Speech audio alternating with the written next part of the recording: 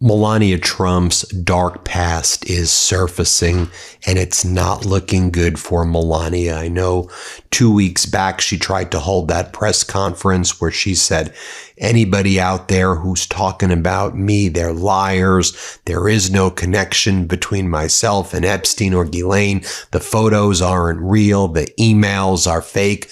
Don't believe anything. By the way, in Iran, their social media accounts started mocking Melania and Donald by doing AI Lego videos called Epstein Queen. But going back to Melania's dark past surfacing, a new interview between the Courier and that witness who Melania feared the most, that has now just hit the wire, and this could be deeply, deeply damaging for Melania.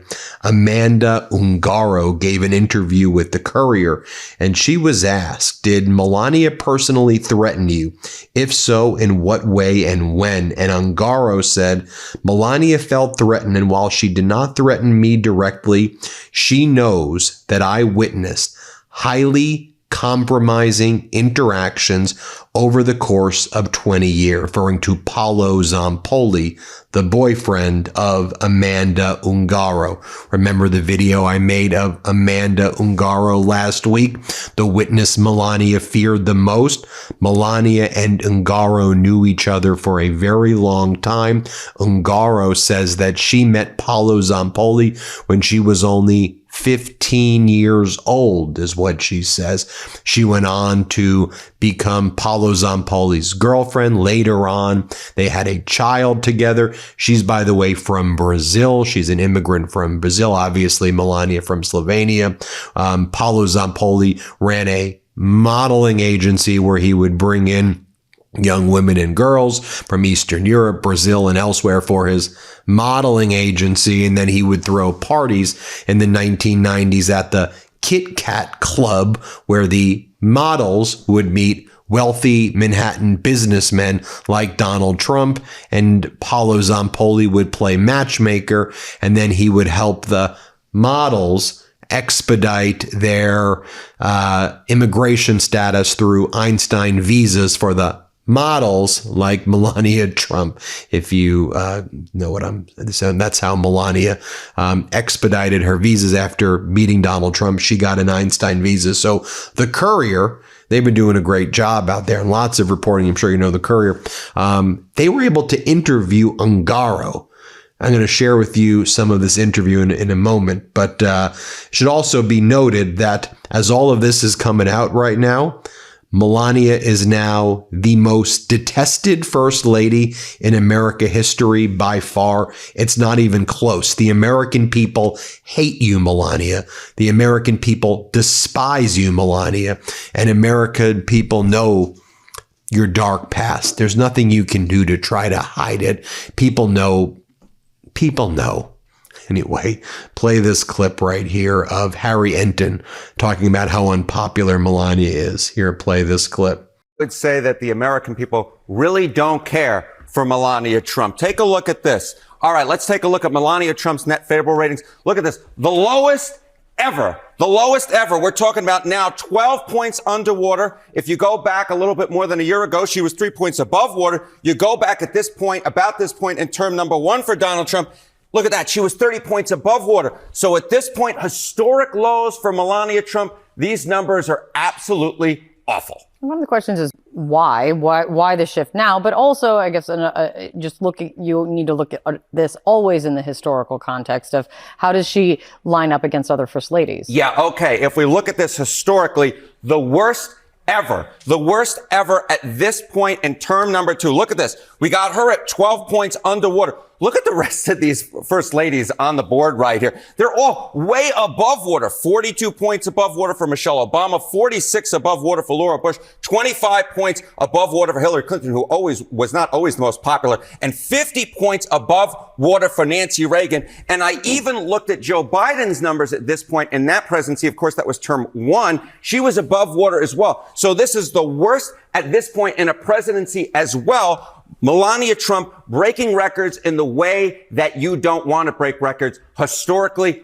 awful she is. The American people really don't care for her. And you also, I'm saying you have new numbers or another look at the impact or the appeal that her appeal after her documentary came out. Yeah. Okay. So you asked in question number one, you said, why? What is one of the reasons why? And I think one of the reasons why was this documentary. I think a lot of people saw it as political, even if she didn't want it to be. And you could just see it here. This is real world data. This is not just the polling data that shows the lack of appeal, historic lack of appeal that she has for a first lady. Look at this. Some of Melania's budget sheet. Look at this. The budget, rights and marketing, $75 million. That was what is estimated to have been spent by Amazon. Compare that to the box office, both domestic and international combined. We're talking about $17 million. That makes this a bomb. There was a lot of talk when the film came out. Hey, you know, it had a good opening weekend. But then basically it stopped making money. So unless Amazon is able to make this up through streaming, this is going to be a historic bomb. Amazon spent a ton of money on it.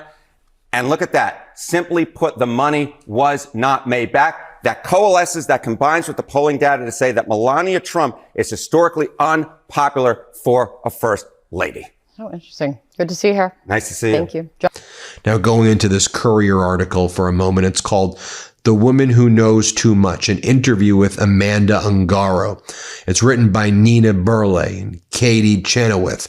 Last week, Melania Trump issued that mysterious 6-minute statement from the White House podium in language couched in legalese, denying that she was friends with Epstein and threatening those who would tell lies about me. Like everyone else in the world, we wondered what provoked it. Thanks to an independent journalist named Becca Day, we all soon understood what Melania was responding to.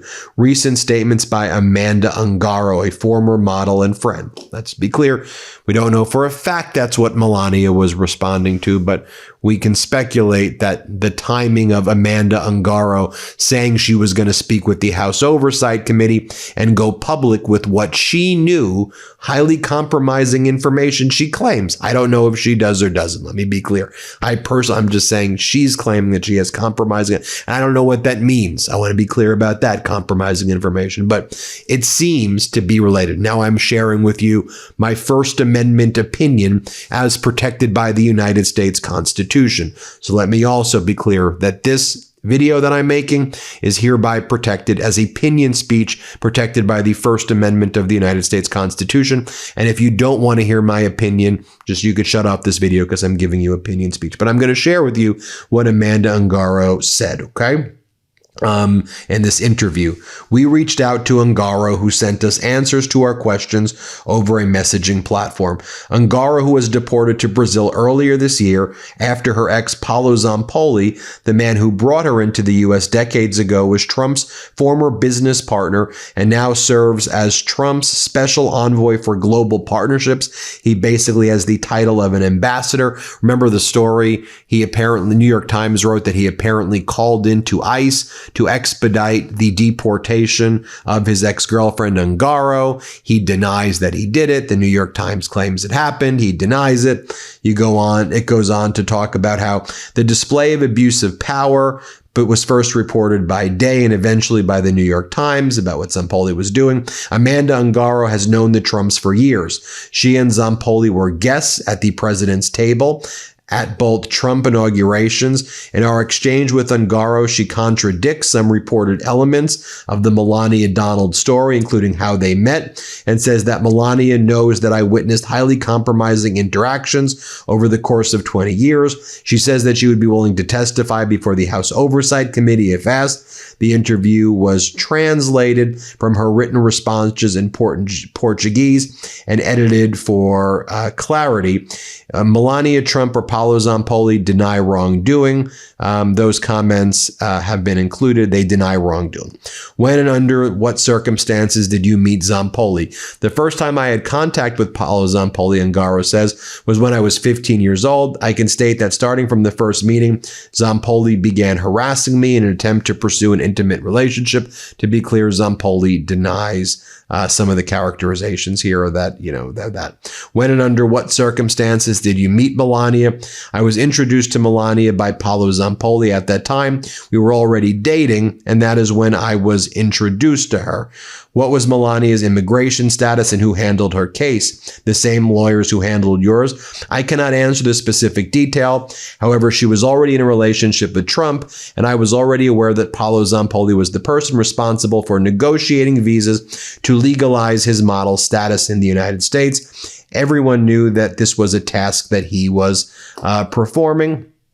And then she goes on to talk more about her relationship with Paolo. She says that there's not much that she can say, but she has this information on Melania. She wants to go public with it more, and she wants to speak before the House Oversight Committee. I will just reiterate again, Zampoli denies any allegations against him. In fact, he posted that there are all these people who are harassing him with fake accusations. Zampoli claims, and that's what he's posted recently. So just giving all the sides of the story so you all know. Melania says that all of the Epstein things are fake and the photos are fake and the emails that you've seen are fake and everything's fake, fake, fake, fake, fake. And Donald Trump says fake, fake, fake, fake, fake. Right? Donald Trump when he was talking about also how he's ended the war in Iran, which is just completely false. Donald Trump said the following about Melania as well when he was on the tarmac. There, play this clip. Would have started with Russia, but it's going on. Hopefully, it'll get over soon. The First Lady came out last week and said she had no links to Jeffrey Epstein. Who did? The First Lady, Melania. She had none. Why did she come out and say that last week? Because the fake news was saying she did, and she had none, and I think that's been proven. It bothered her that the fake news was being fake news, so she just wanted to clarify. Were you surprised? And then Donald Trump attacked these survivors and referred to them as the victims or whatever. They refused to go under oath. The real issue, he says, about uncovering the Epstein cover-up is that he blames the survivors and the victims. He goes, the victims or whatever, they refused to go under oath. They're to blame, is what Donald Trump says. Play this clip. Pakistan. So I make those. They want me. The First Lady last week called on Congress to further look into and uncover the truth on the Epstein files, the Epstein saga. Do you believe that there should be a public hearing for more of these Epstein survivors? Well, I'm okay with it. I think we've had a lot of public hearings. I'm okay with it, but I understand that the women didn't want to go under oath. That's what I heard, that the women, the victims or whatever, they refused to go under oath, which was a little surprising. So Melania felt strongly about it because she was accused of that I met her through Epstein, but it turned out to be totally false. It was a false story. To which my friend Anushka DeGeorgia, who is an Epstein survivor, posted the following message. Play this clip. Hi, it's Anushka DeGiorgio, survivor of Epstein and Maxwell. I just watched a video where President Trump said that he'd heard that the survivors had refused to testify under oath before Congress about what they know or information they have that could lead to arrests or prosecution of any co-conspirators or any information. That's strange. Who did you hear that from? As one of the survivors who came to a private meeting with Congress back last September, I can tell you that I shared information and I didn't testify under oath, but I'm happy to put my hand on any book you like and tell you anything that will be helpful in trying to get transparency and accountability for what happened to me and all the others. So you let me know. I'll be on my way. Now, it always seems that when Melania's dark past is surfacing, she'll hold press conferences regarding children. And so here she was at a roundtable at the end of last week, reading a script about a roundtable for foster care children and reform. You can play this clip. Your efforts to shape the legislation with your subcommittee are of tremendous value to our nation and to all the representatives of this prestigious committee who have worked so hard to introduce decisive reform. Here's a short snippet of that Iranian video they call Epstein Queen is what they called it. And that's their parody. That's a parody. It'll be clear, parody speech regarding Melania. Play this clip. Epstein Queen, kissing on the lips. They're not actually saying that she's Epstein's queen, or it's a parody. And then you had Donald Trump and Melania embarrassing our country with King Willem-Alexander and Queen Maxima of the Netherlands, where they don't even know where to stand when they were meeting the royalty from the Netherlands. Here, play this clip.